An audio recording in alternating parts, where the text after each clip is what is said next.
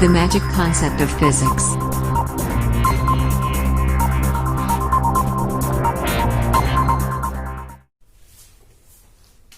Hello बच्चों, कैसे हैं आप लोग। आशा करते हैं कि सभी के सभी अच्छे होंगे, फिजिक्स का एंजॉय कर रहे होंगे आप लोग। वैसे भी सबसे सिंपल सब्जेक्ट है और बहुत छोटे छोटे टुकड़ों में मैं आपके सामने लेकर आता हूं।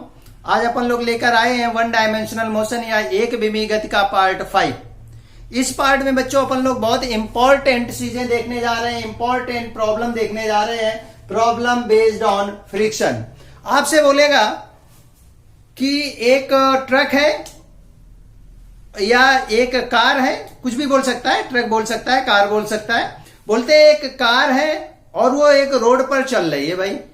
बोलते हैं after some time engine suddenly बंद हो जाता है या ब्रेक लगा देता है ड्राइवर उसमें। जैसे ही ब्रेक लगाता है या इंजन बंद हो जाता है, दोनों केसों के लिए है भाई। इंजन बंद हो जाएगा तो गाड़ी को कौन रोकेगा? रोड और टायर के बीच में जो फ्रिक्शन फोर्स होगा, घर्षण बल होगा, वही उसको रोकने का काम करेगा, वही अपोजिंग फोर्स का कार्य करेगा। या वो ब्रेक लगा रहा होगा ड्राइवर। देखते हैं बच्चों कैसे होगा, क्या होगा। तो एक ये कार है,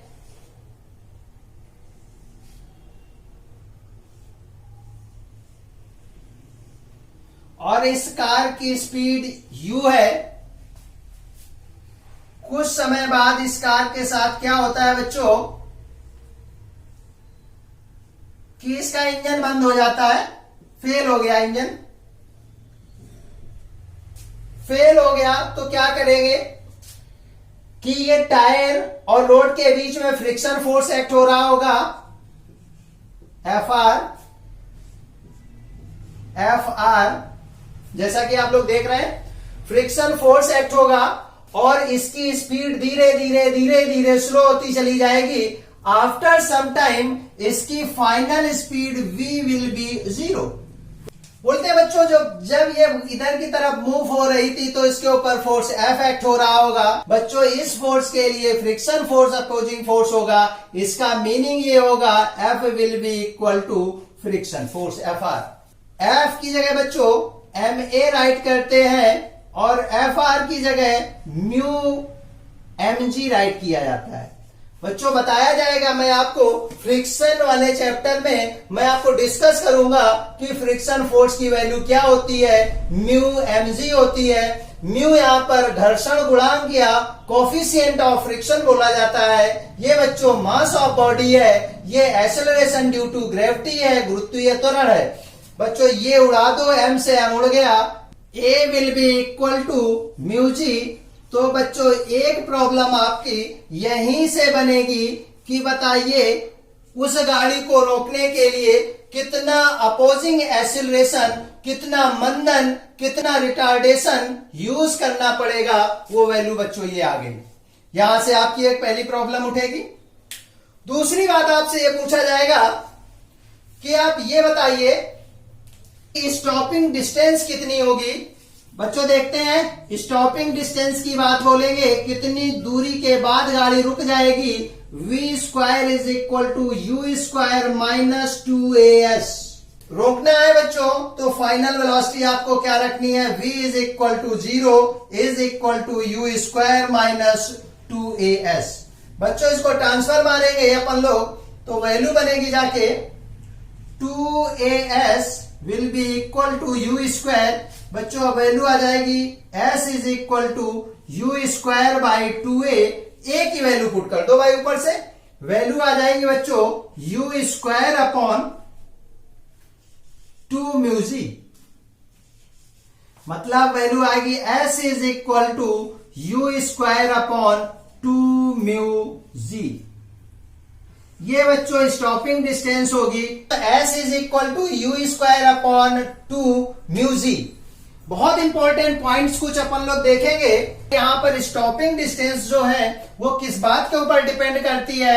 s is directly proportional to u square. Stopping distance is inversely proportional to coefficient of friction mu. बच्चों u की वैल्यू ज्यादा तो स्टॉपिंग डिस्टेंस भी ज्यादा।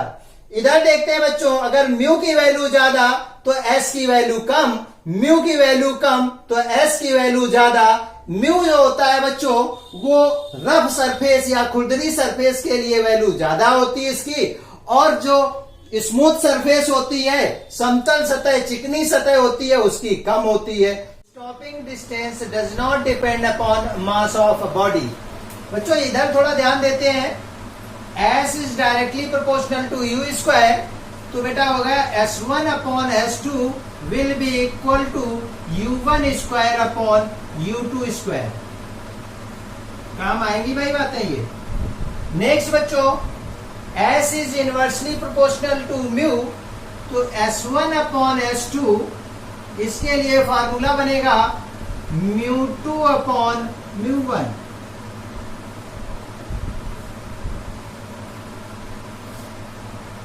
कर लिया करेंगे अपन लोग। आशा करते हैं यहां तक आप लोगों को समझ में आ रहा होगा। जो देखते हैं एक इंपॉर्टेंट नोट कि एक बॉडी है और उस बॉडी की स्पीड u है। जब उस पर ब्रेक अप्लाई किए जाते हैं तो वो बॉडी s डिस्टेंस के बाद रुक जाती है। अब बोलेगा आगे, यदि उस बॉडी की स्पीड n टाइम कर दी जाए, 2 गुना कर दी जाए, 3 गुना कर दी जाए, 4 टाइम्स कर दी जाए, कुछ भी बोल सकता है बच्चों। बोलता है अब यदि उस बॉडी की स्पीड n टाइम्स कर दी जाए तो स्टॉपिंग डिस्टेंस कितने टाइम हो जाएगी। बस यहीं पर रखते हैं बच्चों, और रखने के बाद में निकाल लेते हैं। तो बच्चों होता है S2 is equal to n square times of S1। बोलेगा बच्चों एक बॉडी है जिसकी U1 स्पीड कितनी थी u, और आफ्टर डिस्टेंस S1 ये क्या हो गई बच्चों, रेस्ट पर आ गई। U2 की वैल्यू n टाइम्स कर दी जाए, तो अब बताओ बॉडी कितनी डिस्टेंस के बाद रुक जाएगी।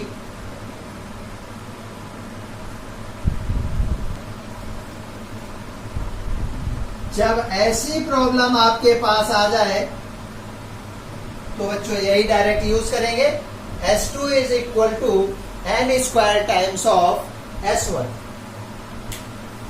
नेक्स्ट बच्चों देखेंगे इसी में और क्या पूछ सकता है। बोलते हैं इफ मोमेंटम इज गिवन,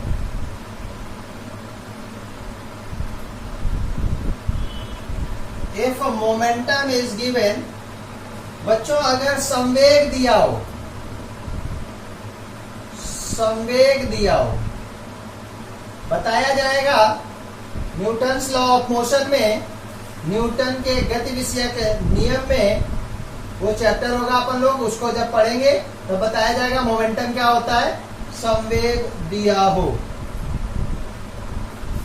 तो बच्चों बात क्या अपन लोगों की आई थी, stopping distance s is equal to u square upon 2 mu g. इसको मोमेंटम में चेंज करना है, ऊपर मल्टीप्लाई बच्चों m square dividing by m square, value बच्चों बनेगी u square m square upon twice mu g m square. बच्चों momentum का फार्मूला अगर अपन लोग देखें तो p is equal to m u होता है। यहां पर बन जाएगा अपना s is equal to p square upon twice mu g m square. इसको बच्चों यूज करेंगे अपन लोग। अब स्टॉपिंग डिस्टेंस m पर डिपेंड कर रही है, मास पर डिपेंड कर रही है। इसका मीनिंग बच्चों अपन लोग देखते हैं मोमेंटम के according s is directly proportional to p square, S1 upon S2 will be equal to P1 by P2 का होल स्क्वायर। इस फार्मूले का यूज करेंगे। नेक्स्ट देखते हैं बच्चों, इसी में और क्या आपसे पूछता है, बोलेगा कितने टाइम बाद गाड़ी रुक जाएगी, कितने टाइम बाद गाड़ी रुक जाएगी। तो t की वैल्यू बच्चों इसमें आपको फाइंड आउट करना पड़ता है। देखेंगे very simple, v is equal to u minus 80। क्यों? ब्रेक लग रहे हैं, a की वैल्यू नेगेटिव ली जाएगी।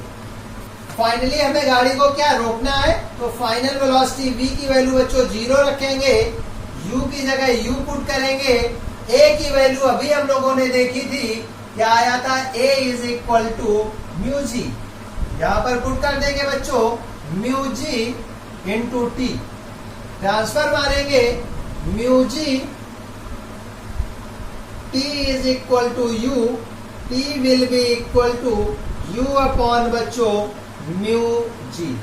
यहां पर आपको फिर से मैं बताना चाहूंगा कि t टाइम है, u इनिशियल स्पीड है, म्यू कोफिशिएंट ऑफ फ्रिक्शन या घर्षण गुणांक है, g गुरुत्वीय त्वरण या इसी को बोलते हैं एक्सेलरेशन ड्यू टू ग्रेविटी।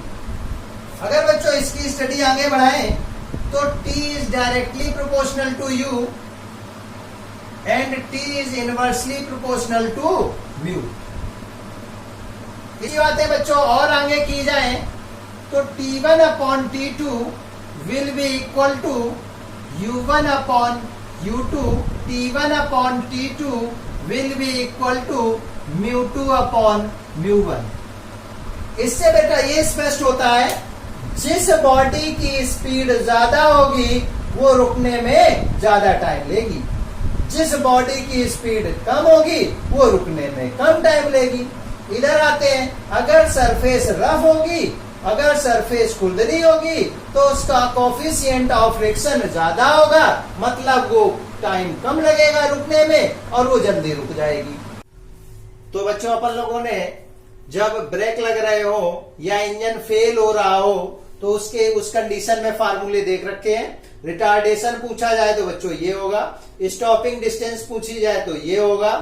अगर बच्चों उनकी स्पीड दी हो और उसके बाद में स्टॉपिंग डिस्टेंस का अनुपात या रेशियो पूछें तो आप इसका यूज करेंगे। अगर कोफिशिएंट ऑफ फ्रिक्शन दिए हो, स्टॉपिंग डिस्टेंस का रेशियो पूछें तो आप इसका यूज करेंगे। अगर बच्चों आपसे बोल दिया जाए कि स्पीड n टाइम्स कर दी जाती है तो स्टॉपिंग डिस्टेंस के लिए आप ये फार्मूला यूज करेंगे। अगर बच्चों मोमेंटम गिवन हो तो आप इस फार्मूले का यूज करेंगे। रेशियो पूछा जाए तो इसका यूज करेंगे। अगर बच्चों स्टॉपिंग टाइम पूछ दिया जाए तो आप इस फार्मूले का यूज करेंगे।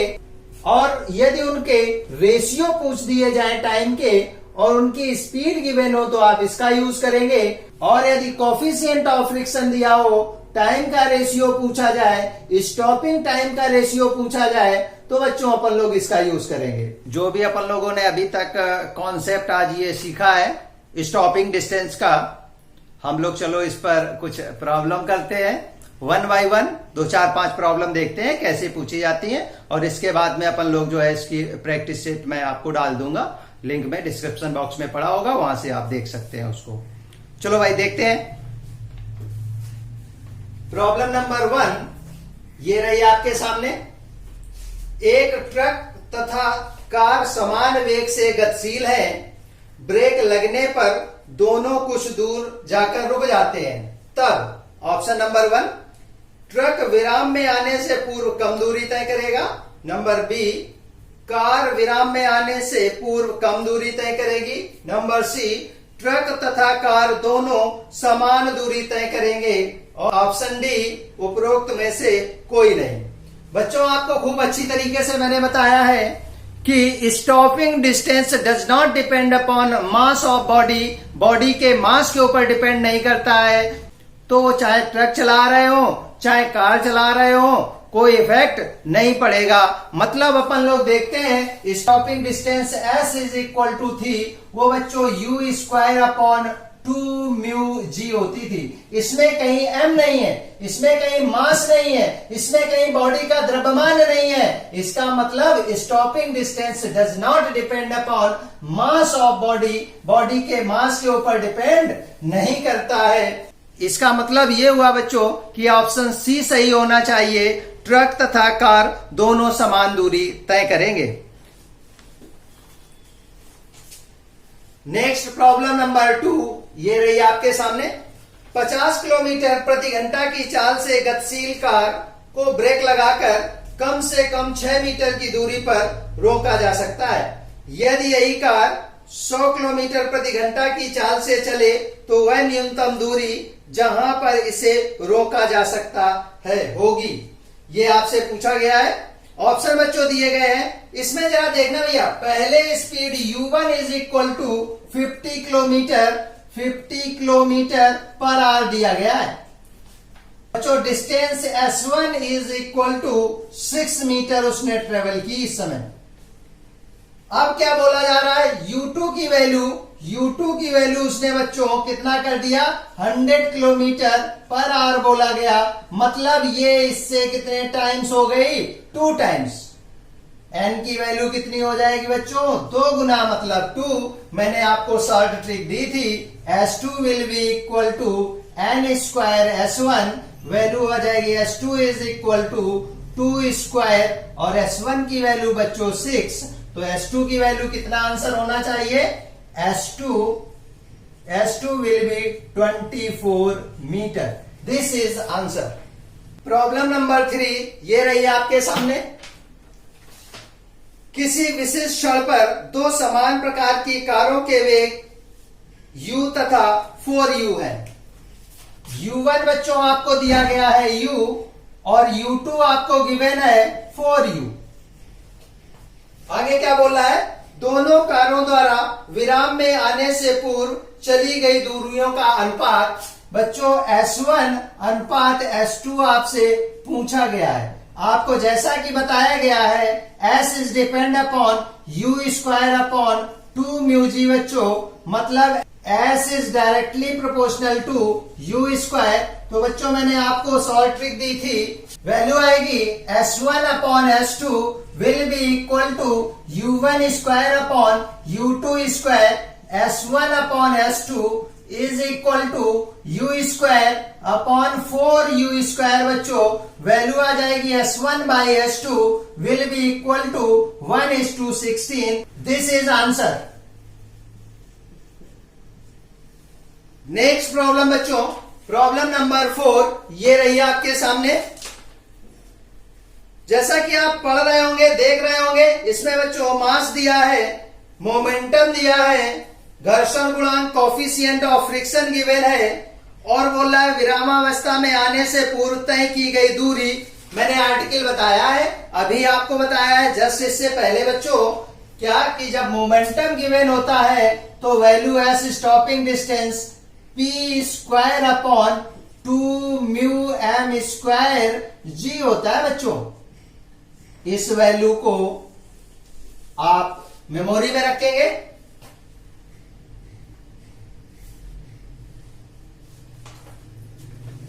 तो ऑप्शन अपना होगा सही डी। प्रॉब्लम नंबर 5 ये रही आपके सामने। एक कार जिसकी संहति मतलब बच्चों मास या इसी को द्रव्यमान बोलते हैं 1000 किलोग्राम है। मतलब mass of body is given m is equal to 1000 kg। 30 metre per second की चाल से गति कर रही है। u इज इक्वल टू बच्चों 30 मीटर पर सेकेंड। आगे क्या बोला है, इसे रोकने के लिए ब्रेक लगाए जाते हैं। ठीक है भाई। यदि टायर और सड़क के तल के बीच घर्षण बल फ्रिक्शन फोर्स बच्चों गिवन है Fr is equal to 5000 newton. Time पूछा है बच्चों, इस बार टाइम की बातें हो रही हैं। Stopping time t is equal to u upon mu g होता है बच्चों। वैल्यू मेरे को म्यू नहीं मालूम है तो म्यू आप फाइंड आउट कर लो। म्यू कहां से निकालेंगे, म्यू को ओपन कर दो। Fr will be equal to mu mg होता है बच्चों। तो म्यू की वैल्यू ट्रांसफर मारो, Fr अपॉन क्या होना चाहिए, mg। यही वैल्यू आगे अपन लोग पुट करते हैं और सॉल्व करना शुरू करते हैं। बोलेंगे t is equal to u upon बच्चों, ये वैल्यू आप पुट करें म्यू की यहां पर, तो म्यू की वैल्यू हो जाएगी Fr मीन्स बच्चों फ्रिक्शन फोर्स अपॉन में mg और बच्चों इसके बाद में एक g और था, वो g यहां पर पुट कर दें। सब ऊपर ले जाएं। t is equal to value बनेगी U into M G upon में बच्चों F R into G, G से जी उड़ाइए, वैल्यू रख दीजिए। U की वैल्यू बच्चों गिवन है आपको 30, एफ आर की वैल्यू बच्चों गिवन है आपको 5000 5000, एम की वैल्यू बच्चों आपको गिवन है 1000। ये 5 टाइम कैंसिल, 5 पंजा 5, 5 6 जा, वैल्यू बच्चों बनेगी जाके t is equal to 6 second. This is answer. आशा करते हैं कि आपको स्टॉपिंग डिस्टेंस का पूरा टॉपिक क्लियर हुआ होगा, उससे रिलेटेड आपको न्यूमेरिकल प्रॉब्लम भी क्लियर हुई होंगी। बस साथियों, ऐसे ही मस्त रहिए, स्वस्थ रहिए, फिजिक्स का एंजॉय कीजिए। Thank you.